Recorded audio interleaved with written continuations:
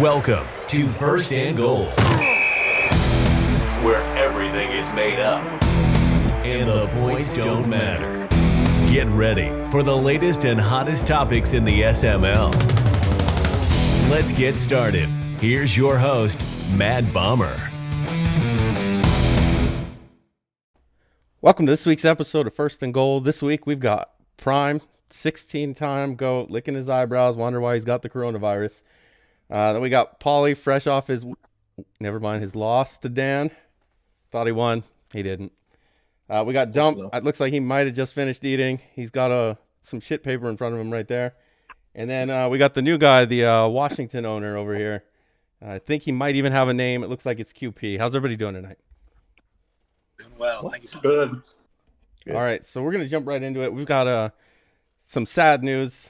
Oh, Pauly's got something to say. Shocking. Who the hell is that? Who the hell is that guy? You're going to have to be more specific. I'm not sure. I haven't seen either one of them.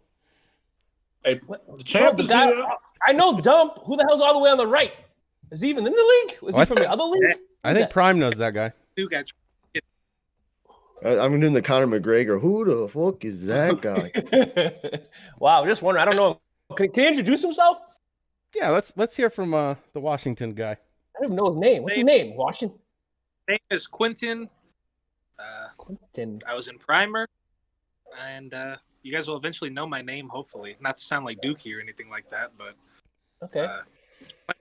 Playoffs, so my name will continue to be in articles and whatnot.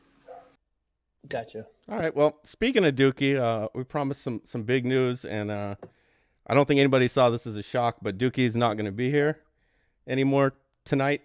He's not going to be on the show. He's got to work. So, unfortunately, you guys will still see him in chat, but the big news is he's not on the show tonight. I was hoping to have Pauly and Dookie go back and forth. I'm sure Pauly was looking forward to it. I had his toy. I brought his toy for him, and he's not even here. No Dookie tonight, but you will notice we have 4 guests tonight, so we'll see if this gets a little more exciting. So we're going to jump right into the first topic, and we're going to start with Prime. If you could build the perfect SML user, somebody's defense, somebody's offense, just the perfect all-around SML user, how would you build them, Prime? We'll start with you. Yeah, I think I'd start with offensively. I'd start with meats his cheese because he's got just enough cheese to where it's not enough to get kicked or to get in trouble, but it's enough to do some damage, right? And that's how I'd kind of model my offense. Dump's got a good passing game. You know, Foz has got a good passing game until the second half of a Super Bowl. So that's kind of how I would model my offense. Defense, in years past, I would say Oshie, you know, with that interception game, the user ability. But this Madden doesn't really – it just seems like if you get lucky, you get lucky. But there's really nobody that stood out to me defensively, honestly. And in terms of clutch gene, all that, hey, you got to go with the GOAT, 16-time champ. And also the refs. You know, I'm going to throw the refs in there. You know, you want the refs on your side if there's ever a big pass interference call or something. All right. I mean, those rarely happen. But, Pauly, what do you think? Offense, I'd go with Prime. Defense, I'd go with Prime. Clutch, I'd go with Prime. Okay? What are you going to do? We just embarrassed Dan like 2 weeks ago. What else can I say? You know, and he's a great user. He's probably – I heard all about what's that little short guy in the league? Royce. I heard all about his user. But the thing is Prime's is better right now because Royce is taking too many naps on the flag football field for me. All right, Dump, let's hear what you got. All right. Offensive-wise, I'm going to go with myself. I've came in the league 2 straight cycles, averaged about 40 points a season. I might throw a few picks every once in a while, but I mean, consistently, no matter, I got Nick Foles, I got a rookie quarterback, plug Cam Newton in there, whatever I need to do to get it done, I'm scoring 40. Stalker. Or the GOAT, the real GOAT. Defense-wise, I'm going to say scheme, I'm going to go with Faz.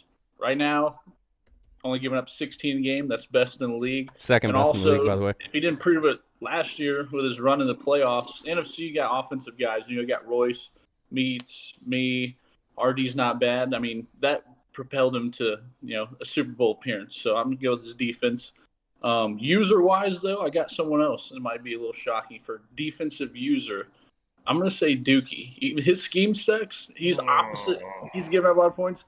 But, hey, Devin White, leading the league in tackles, and he's second in interceptions with 7. He does get a lot of user picks. I don't know. He just must want to score more points and be like, hey, I need my offense back on the field. I'll let him score here. But he's all over the field with his user. And clutch, you got to go with the GOAT. You know, he's not the champion for no reason. Got to go with the GOAT. I mean, 16 time, may never make it to 17, but we got 16. We've got here. You got to have some clutch. All right, QP, as the new guy, what do you think? For offense, I also have Prime just based off the stats. I haven't seen enough of him, the 16-time champ story and whatnot, so I haven't gotten to all of the greatness.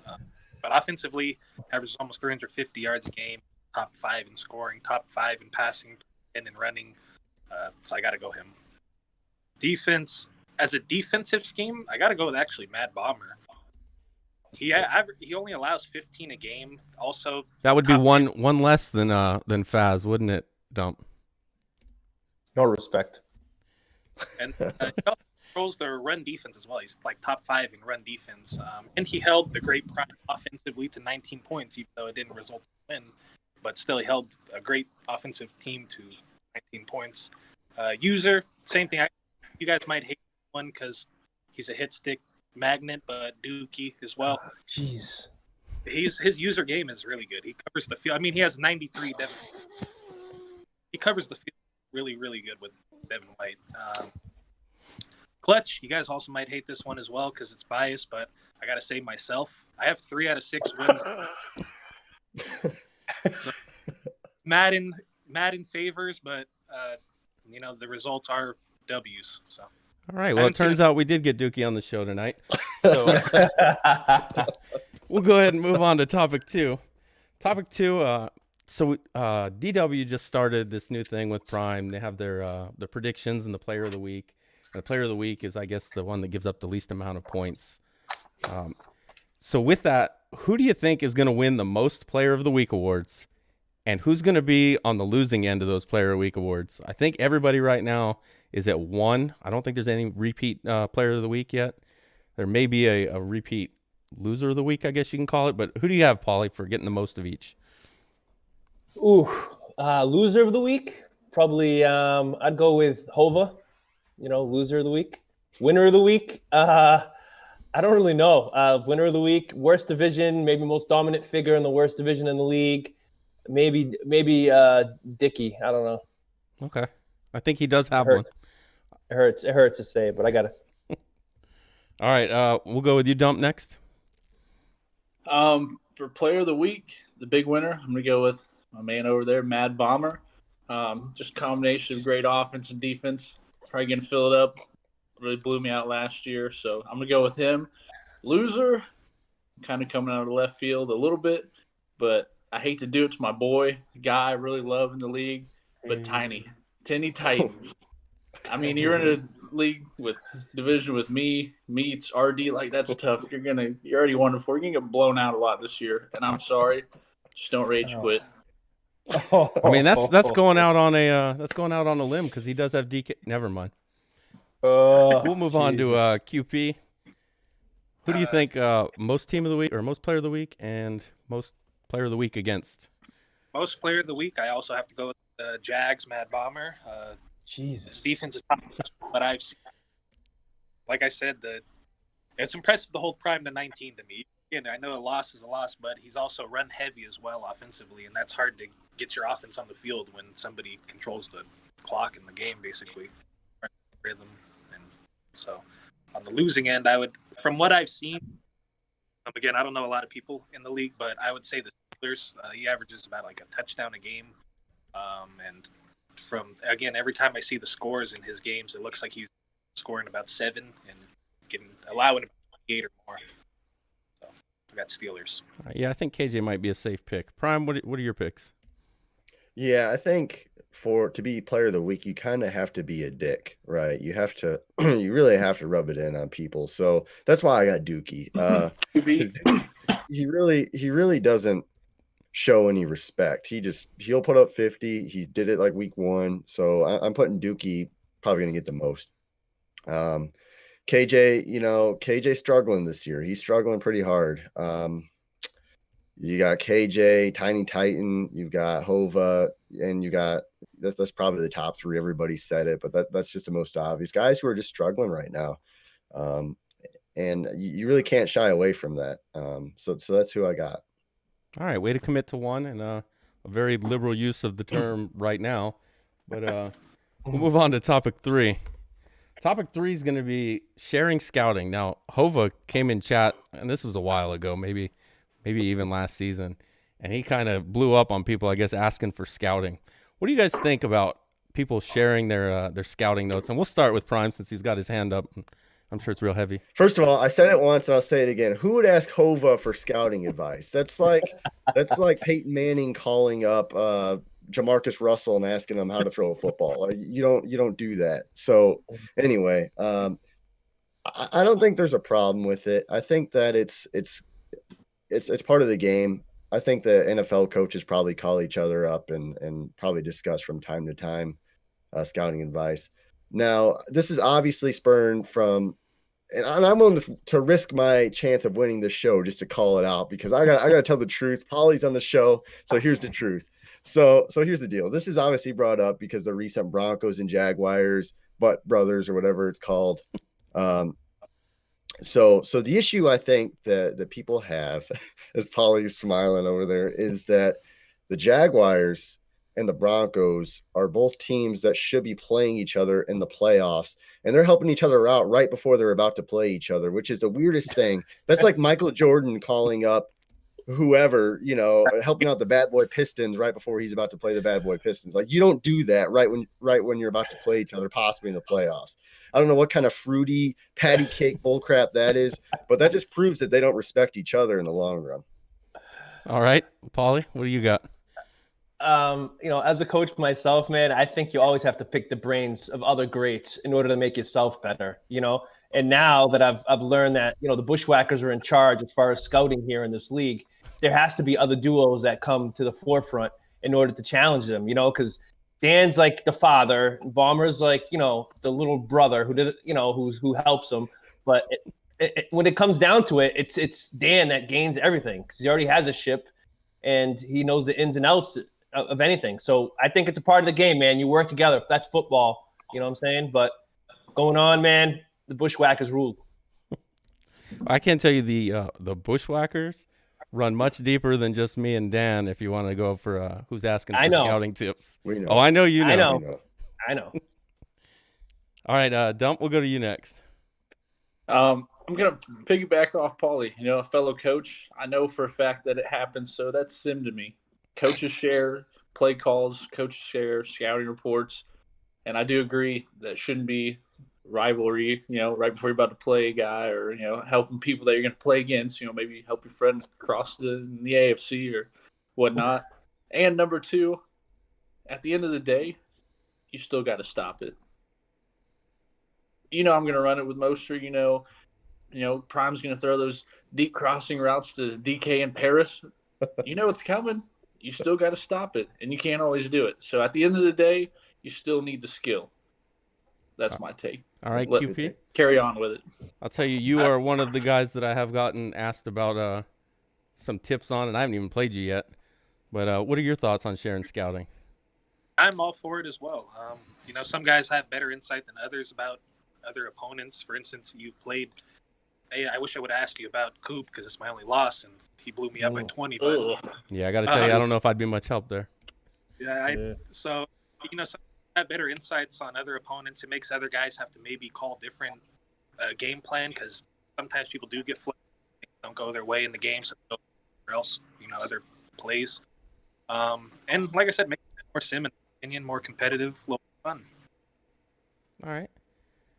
And I'll tell you, my take on it is some guys have quite a bit of a tendency to go to the same plays over and over.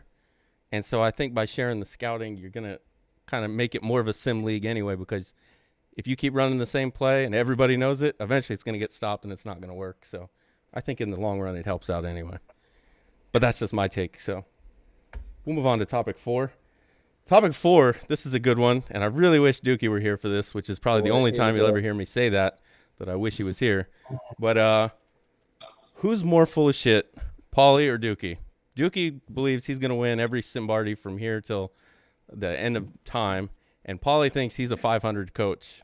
And clearly both of them are wrong, but which one's more full of shit? We'll start with you, QP.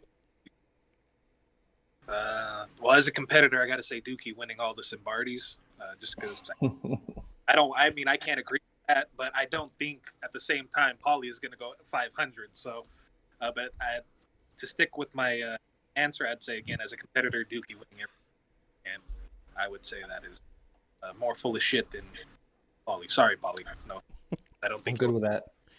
All right, Prime, we'll go to you. Yeah, I'm gonna do an interesting take on this one. I'm gonna say Pauly, and here's why. Because Pauly knows he's good and he knows he's lying. Dookie has convinced himself that he is the best thing since Jesus. So I mean, that's just how Dookie thinks about himself. In his head, he thinks that Lamar Jackson is better than Tom Brady. He thinks that Dookie is the best Madden player since the Problem Right. He thinks that it's just insane. So I guess I'm gonna have to say Pauly, because Pauly, in his heart of hearts, knows that he's a solid player. All right, Dump, we'll go with you next, then we'll finish up with Pauly. Oh, Prime stole the words right out of my mouth, because Dookie actually believes that he can win every Simbardi. Pauly knows that he's above 500, especially in that division. Come on now. And he's going to get wins. He's a good player. He's just saying that to ruffle people's feathers, get a little more animosity in chat. Dookie, on the other hand, like I said, same thing as Prime. Second coming of, QB himself, just taking down Prime every year. All right, Pauly, your chance to rebut all that. Well, a couple things come to mind. I'm washed up. I'm over my 40s. Some of these guys, I'm at work, Prime's at work. We have to make a living for our family. I see these guys playing Madden 14 hours a day like it's their day job. They punch in, punch out. Like, come on, dude. Like, they have their kids locked in a closet so they can play Madden. Like, that's not the right thing to do. And I don't do that. I play one game a week, and I barely even get on to practice. So in this league, there's so much competition. I consider myself average. I have to work a lot off the field, not on the sticks. I do more preparation for the team that I'm playing than actually practicing on the game, because I can't get my kids off the damn game. So, that's why I say that. I'm pretty modest. I'm not going to, I'm the opposite spectrum of Dookie. I don't say I'm great.